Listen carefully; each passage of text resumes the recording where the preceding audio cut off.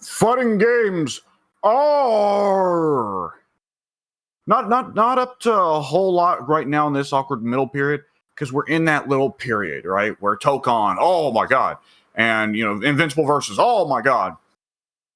Well, we don't actually really know that much about them, and there's gonna be an Arxis event soon. But oh yeah, by the way, we're a few days late. Whatever, fuck you if you cared. So anyways, Toukon is probably going to be at that Arxis event, and they said they're going to reveal the next thing from Ishwatari. So, does that mean that Toukon is a Team Blue project? I would assume so.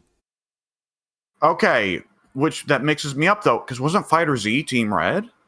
Yes. Well, I mean, I guess it can still just be an in-house engine and in-house, they can just take over the works. That is a surprise. That is a little bit alarming because Team Blue, of course, did Blaze Blue CrossTag, which was, well, it was what it was. Yeah, but also, like, if you really want to think about it, if memory serves, Team Blue, as we think of it, doesn't really exist anymore. It's more so that there's a secondary team to complement Team Red, which is like Team Green or something like that. That has some members of Team Red on it, but also most of it is old Team Blue people, from what I understand. It will be those guys making this game. Okay, and who's handling the DLC cycle for Strive? I have no clue. I think that's Team Red. Really? Are they trying to split their attentions between this and what Ishwatari is working on now, or is it going to be that Ishwatari is working with another team or a new team? I would assume what's gonna be happening is that what they're working on now is either not that much of a difference, or maybe the Strive had so many DLC seasons because they were working on something else on the side as well. But as far as I know, the DLC for Strive was made by Team Red. So I would just assume that if the thing they're announcing is a new fighting game by Team Red, then Strive will just get no more DLC. Really? Even though it's like the most profitable thing Arxis has done other than Fighter Z? I think it depends on how much Ishwatari can sell fucking Strive 2, more or less, to the investors.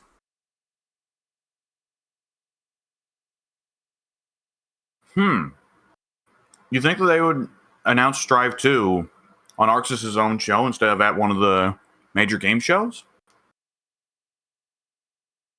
It's hard to to predict what they're gonna do. Like, they could announce Strive 2 at a more major game show, but they might still think that Strive, its success notwithstanding, Guilty Gear is still a niche IP, and they need to work around with that. Maybe it's something completely different. Maybe we're getting Guilty Gear 2. Who knows? Obviously, the thing that you and I both wanted, like Guilty Gear X4. Yeah, that's not happening. Ever. No, it's not, because the takeaway that the business heads are going to have from the Guilty Gear series doing terribly up until Strive is, let's not do what we did before Strive ever again. It's an odd situation where we've complained before about how crazy Ishwatari is, leading to Guilty Gear Strive being something that neither of us care for. On some level, Ishwatari's craziness is also the only hope of it going back to being something that we care about. Yeah.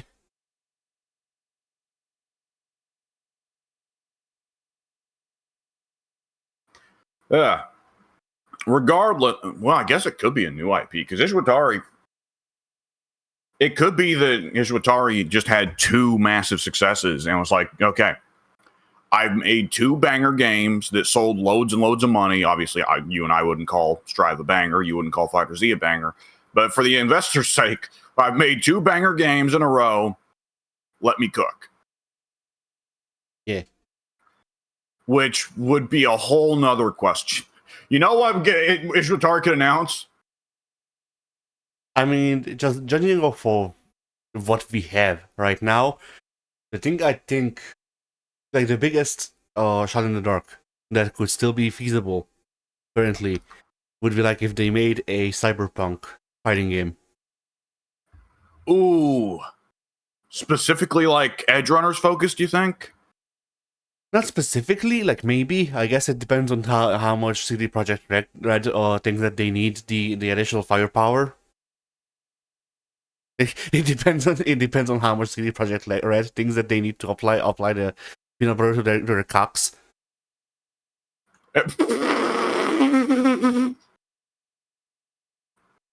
Well, Arxis is a public. Excuse me, Arxis is publicly owned. No, I don't know. I've never thought to look into that.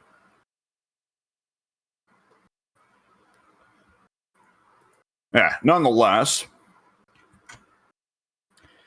I'm very curious to see what's going to be going on there at that show, though, because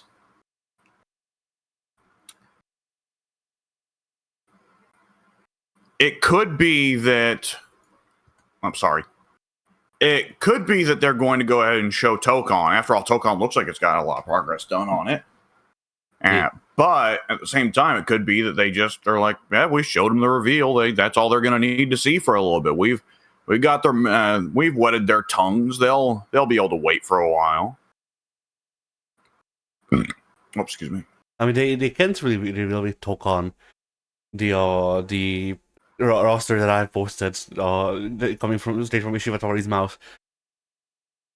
That's true. He really needed Leon to be in there. Yeah. He said to them, every day that development proceeds on Toukon without Leon Kennedy, I kill another hostage. Yeah. I mean, like, I just can't think of a way that they could do a Marvel fighting game without including Ratian. Yeah. Oh, shit. All right. Both Toukon and Invincible Versus, by the way, did confirm that they do have motion inputs. So it's not CrossTag either. I was wondering about that. With Toukon, I think I'd seen they confirmed that, but they've confirmed it with Invincible Versus that one button specials are an option and not mandatory. Or are they going to do the Grand Blue thing? I'm not sure. Because I saw conflicting information. The main takeaway from the Invincible Versus stuff was that motion inputs do exist, and nobody cared to actually like elaborate on it past that. Which, like, you know, Grand Blue, like people say, oh well, Grand Blue has it balanced so that you either have more or better recovery from a move if you do the motion input way, or you have easier inputs, but then you take longer to recover and you can just do the move over and over again as fast. Except for the part where Fantasy Rising Versus, or whatever the fuck, the new one, the one that people actually play, doesn't have this. It is in fact worse in every way to do the motion inputs. Yeah, which granted, just because Grand Blue botched it doesn't mean that Toukon or Invincible Versus necessarily would. Yeah. Grand Blue, I think at a certain point there was a idea there of people who are fans of fighting games aren't even really picking this one up.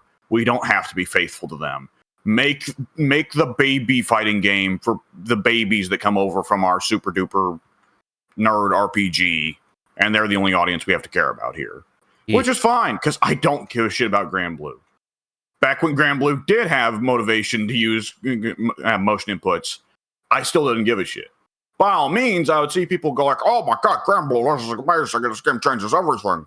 And I was like, I don't know about changing everything, but if you enjoy it, then, you know, that you do you. That's totally within your rights. It wasn't one of those games where it's like, I wish this game didn't exist and I wish that its fans couldn't enjoy it, but I didn't care then, and I care even less now. Yeah. But they have fucking what's her face? I was gonna say Luftwaffe, but I don't think that's the name of the character. The wrestler with the beard? No, not Ladiva. There's a character that they've been announcing as coming to the roster for the past like fucking 2 months. That does You know, I don't know what's going on there, but yeah. Anyway, apparently, City of the Wolves is doing a crossover with Fast Penguin. What the fuck is that? I don't know. On the thumbnail to the video of them announcing this, there's a note. This is a racing game at the bottom. So I would assume a phone racing game. Okay.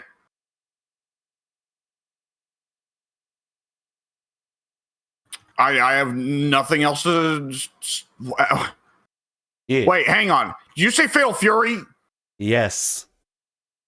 Okay, my brain crosswired, and I was like, I don't know why Grand Blue's racing now, but okay. So the Okay, they're going to add a racing set of costumes. This Fatal Fury? No. They're adding outfits for penguins that look like the Fatal Fury characters to the phone racing game. Oh, okay. Yeah, sorry, I don't know why I spaced so badly there. I just did. But this one, I know you love them. Aespa is doing a crossover with Street Fighter 6. Ayeska, as in Mr. Iguana's little puppet?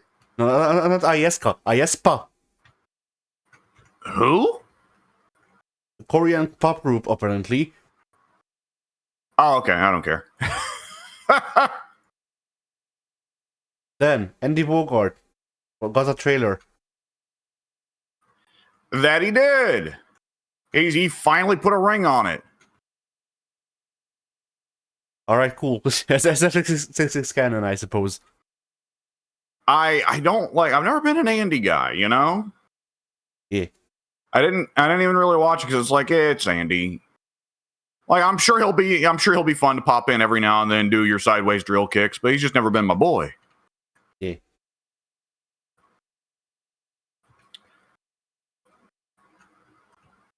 The what was it I was going to say?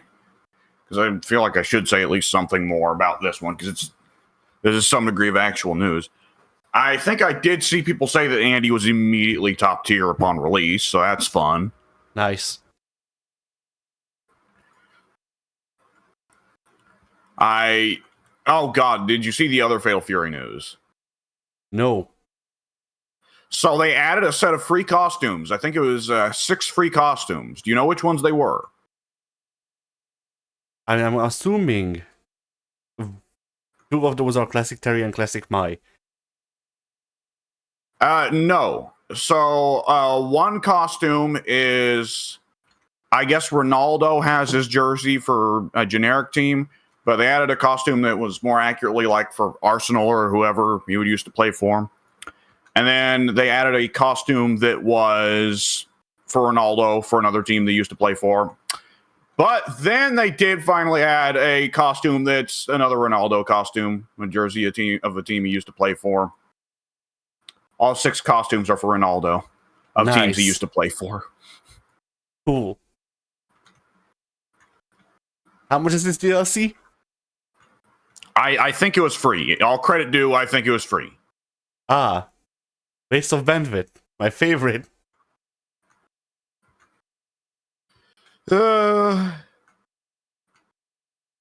did think it was going to be a slam dunk. Oh god, I can't even. Next, anything that's left to be said about Ronaldo, we've said. You know. Yeah. Bleh.